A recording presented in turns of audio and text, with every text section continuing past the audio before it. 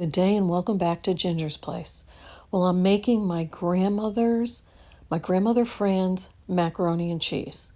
She and I were very, very close. I made this recipe. It's only going in the microwave today. She would always bake it in the oven, but I convinced her later in years, particularly in the summertime when it was hot, to try it in the microwave. And then I would put it under the broiler.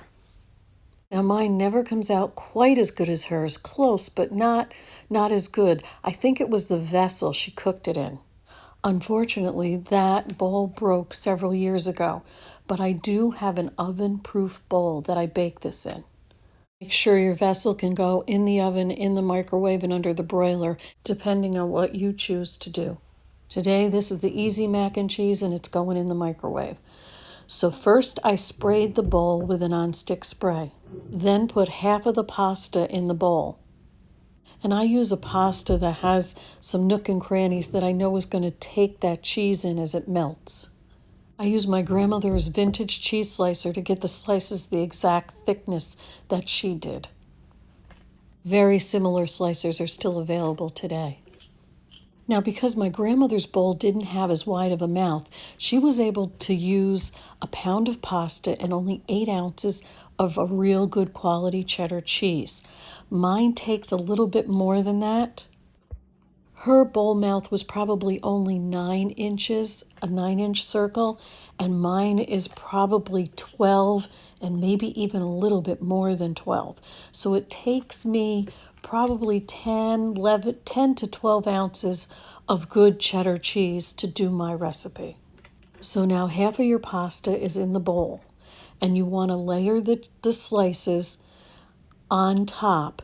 They don't have to be totally covering and touching on this first layer. They do on the top layer.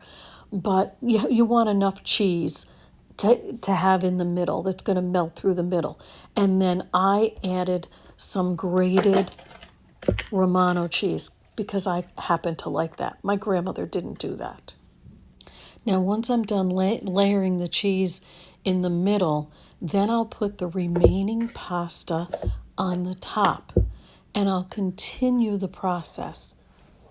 Now, to change the recipe up, my grandmother would put a drained can of pine cone chopped tomatoes in with the pasta and stir it before she started. If you're lucky enough to have an IGA market where you live, usually pine cone tomatoes are available. That brand is available in an IGA market.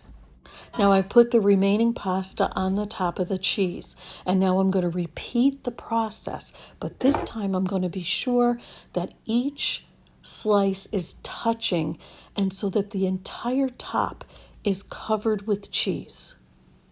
Once you have the entire top covered with cheese, you want to get about, I would say, 4 tablespoons of flour.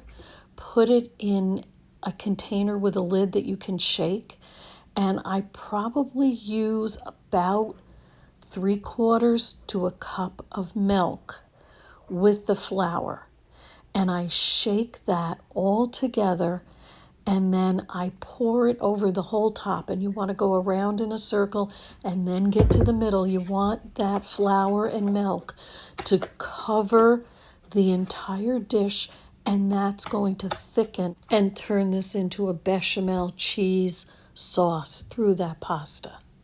So see how I had enough of the mixture to cover the entire top? And I'm sorry, those are approximates. You're going to have to play with this, the flour versus the milk. I just do it by eye, and I should have measured it when I did the recipe. I apologize. Now I'm covering mine with plastic wrap, and in my microwave it takes about 5 minutes to make that nice silky sauce and for the flour to get cooked through. But microwaves vary even more than ovens do, so you'll have to see how long it takes to get it fully done in your microwave. And the reason I'm doing it in the microwave is the person I'm making it for doesn't like crispy cheese like I do, and most of the family does. So I'm doing it in the microwave, and then you don't have that nice crispy brown cheese that I love if I bake it in the oven or put it under the broiler after putting it in the microwave. So here it is, my grandmother Fran's delicious and easy macaroni and cheese. This tastes very, very good. Thank you for watching. Please like and subscribe. I hope you try this recipe, and until next time.